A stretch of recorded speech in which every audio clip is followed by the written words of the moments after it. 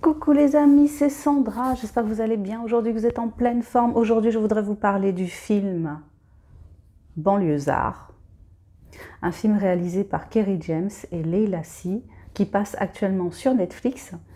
Je voudrais vous parler de Banlieusard tout d'abord en évoquant le financement du film. Alors, Kerry James, c'est un rappeur français qui est sur la scène française depuis un peu plus de 20 ans. C'est quelqu'un de connu, c'est quelqu'un qui a un public, c'est quelqu'un dont le talent est reconnu. Et pourtant, Kerry James n'a pas réussi à obtenir le financement de son film en passant par les circuits traditionnels. Il n'a pas réussi à obtenir le financement de son film par les chaînes de télévision ni par le CNC. Donc, qu'est-ce qu'il a fait? Il s'est tourné vers le géant américain Netflix pour que Netflix finance son film. Ce qui est quand même assez fou parce que le film cartonne sur Netflix, donc c'est un petit peu dommage. Et ça me fait penser à un film dont je vous avais parlé sur ma chaîne. J'ai consacré une chronique au film d'Amandine Gay qui s'appelle Ouvrir la voie, V-O-I-X, dans lequel elle donne la parole à des jeunes femmes noires issues de différentes ethnies, on va dire, de différentes immigrations sur le territoire français, qui sont françaises la plupart du temps d'ailleurs, et qui offrent une diversité de paroles, une complexité sur ce qu'elles sont. Et elle a eu, elle aussi, énormément de mal à obtenir un financement pour son film. Enfin, je dis elle a eu du mal. Elle n'a pas obtenu de financement pour son film. Elle a fini par le financer elle-même avec l'aide de son compagnon. Donc, je m'interroge sur la possibilité en France de faire des films qui ne présentent pas des clichés autour de certaines minorités. C'est pas si évident que ça. Ça me fait penser également aussi à une réalisatrice française originaire de la Martinique qui s'appelle Eusanne Palsy, qui a eu en 1983, son film Rue Cazenègre a obtenu le prix à Cannes. Son film a obtenu au moins 17 distinctions, donc il a eu 17 prix, ce film. Et Eusanne Palsy, aussi fou que ça puisse paraître, a eu énormément de mal à faire imposer sa façon de concevoir le cinéma, dont elle avait déjà démontré la justesse. Elle a eu énormément de mal à travailler en France comme elle le souhaitait. Elle est partie aux États-Unis, elle a tourné un film avec Marlon Brando qui s'appelle Une saison blanche et sèche. Elle a été l'une des premières, si ce n'est la première réalisatrice, je ne sais plus si c'est la première réalisatrice noire ou la première réalisatrice femme à tourner à Hollywood. Voilà, donc elle a un parcours assez exceptionnel, elle a fait une belle carrière.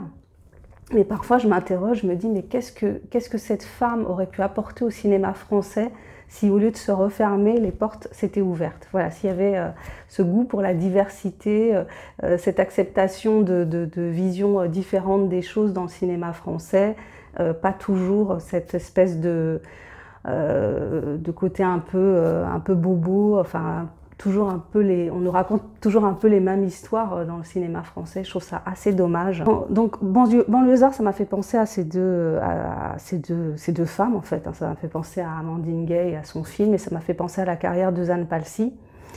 Pour en revenir au film lui-même, moi j'ai trouvé que c'était un bon film. J'ai passé un bon moment de cinéma en regardant ce film. Alors l'histoire c'est quoi? L'histoire c'est celle de trois garçons, trois frères. Donc l'aîné qui s'appelle Demba et qui est joué par Kerry James sort de prison où il a été incarcéré pour trafic de drogue. Donc il sort de prison mais il continue à faire son trafic, c'est un caïd, il est opposé à une bande rivale. Ça m'a beaucoup rappelé les films américains qui parlent de gangs. Ça y ressemble mais il y a une patte, quoi. Il y a quelque chose qui fait que on voit qu'il voilà, qui a un vrai travail sur le scénario. D'ailleurs, le scénario aussi, un argument qui est aussi important, c'est que Kerry James a eu le prix du scénario pour ce film et qu'il avait testé aussi son scénario en faisant une pièce de théâtre. Donc vraiment, il avait déjà fait un gros travail, on peut dire, de promotion pour ce film. Donc voilà, donc le fait qu'il n'ait pas eu de financement est d'autant plus étonnant. Pour en revenir à l'histoire, donc il y a ces 3 frères, le premier donc délinquant, le deuxième qui est étudiant et qui se prépare à une carrière d'avocat, et le troisième qui est un petit peu perdu entre ces 2 frères, entre le modèle positif qui représente un peu la justice et le modèle négatif qui représente la délinquance. Donc qui est partagé entre ces deux-là et qui va pencher vers l'un. Donc je ne vous dis pas lequel, je vais pas spoiler. Il y a aussi un personnage qui est très très important dans le film, c'est le personnage de la mère. Il ne me semble pas qu'à un moment du film, on soit explicite sur les origines, sur les origines de la famille en fait. Je sais pas de quel, ils viennent d'un pays d'Afrique noire, mais je ne sais pas de quel pays la maman vient. En tout cas, elle élève seule ses garçons. Donc les filles, on apprend qu'elles sont parties.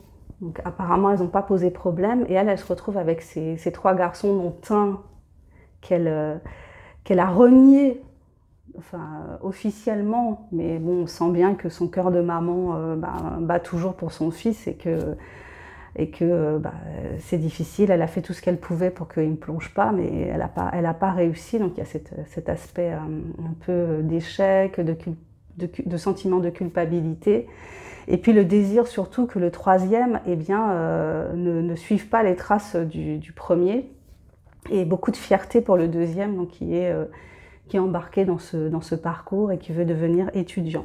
Le personnage de la mère, ça m'a fait un peu penser à celui dans Intouchable avec Omar Sy, où on avait aussi cette configuration de la mama, quoi, la maman, comme on dit aux Antilles, la maman potomitan, c'est-à-dire la mère qui gère tout et qui porte sa famille à bout de bras. Mais ça s'arrête là. En Banlieusards, on n'a pas cette vision du nègre magique qu'on a dans Intouchable, là où Omar Sy, c'est vraiment celui qui va sauver.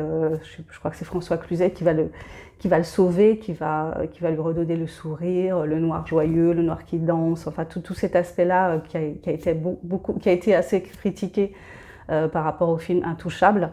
Même si c'est vrai que c'est un film que moi j'ai beaucoup aimé, mais voilà, il y a ce côté justement ce qu'on attend en fait de l'image du noir, enfin ce que certaines personnes attendent de cette image du noir dans un film pour grand public, ce que Banlieusards n'offre pas en fait, ne propose pas. C'est une image beaucoup plus nuancée, beaucoup plus violente, beaucoup plus complexe à travers ces 3 personnages, à travers ces 3 frères, et ça c'est super intéressant.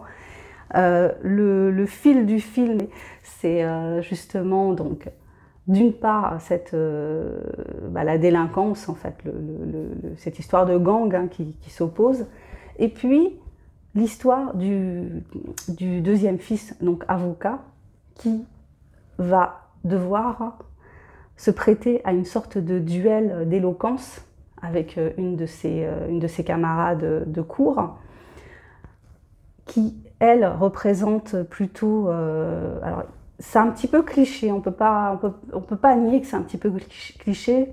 La camarade de cours, elle est blonde, elle est issue de la bourgeoisie, elle vit dans le 5e arrondissement.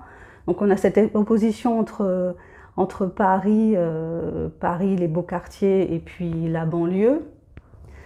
Et le contraste, il va se jouer dans le fait que lors du duel, ce qui est imposé, c'est que la jeune fille explique pourquoi la politique de banlieue est mauvaise pour la banlieue, et lui, le garçon qui est issu de banlieue, il doit expliquer pourquoi la politique menée dans la banlieue est bonne pour la banlieue, et en arriver à dire qu'en fait, les gens, s'ils veulent s'en sortir, ils doivent s'en donner les moyens. Donc voilà, il y a comme ça un combat de mots qui va se mettre en place et qui est vraiment l'une des scènes, enfin je crois que c'est la scène la plus, enfin c'est pas poignant le mot, mais vraiment c'est une très très belle scène. Je pense que ça peut devenir une scène d'anthologie du cinéma français, ceci dit d'une manière un peu ironique, hein, parce que justement ce film financé par les Américains, qui reste quand même un film français, et bien cette scène, ouais, je pense qu'elle peut, elle peut rester dans les mémoires. Ça peut être une scène très marquante parce qu'elle est vraiment très très bien jouée. Les acteurs sont excellents, enfin moi j'ai trouvé excellent. Donc le jeune homme qui joue le rôle du frère qui veut devenir avocat, en fait a gagné le concours Eloquentia. Donc il est vraiment dans son élément, il manie les mots avec une grande justesse, je ne sais pas s'il slame ou s'il rappe à certains moments, enfin il y a un aller-retour comme ça. Ce sont des textes qui ont été écrits par Kerry James, enfin vraiment c'est une très très belle scène. Alors, rien que pour cette scène, je vous recommande d'aller voir, enfin de voir le film, de regarder le film sur Netflix, ça vaut vraiment vraiment le coup. Voilà, bah écoutez, c'était ça que je voulais partager avec vous, mon retour sur Banlieusards qui passe actuellement sur cette chaîne. Je vous remercie si vous êtes allé jusqu'au bout de cette vidéo. Je me présente pour ceux qui ne me connaissent pas, je suis Sandra Ganval, je suis écrivaine indépendante. Si vous voulez connaître mon travail, ben je vous invite à regarder juste en dessous de la vidéo. Je vous souhaite une excellente journée ou soirée et je vous dis à bientôt pour la prochaine vidéo. Bye bye!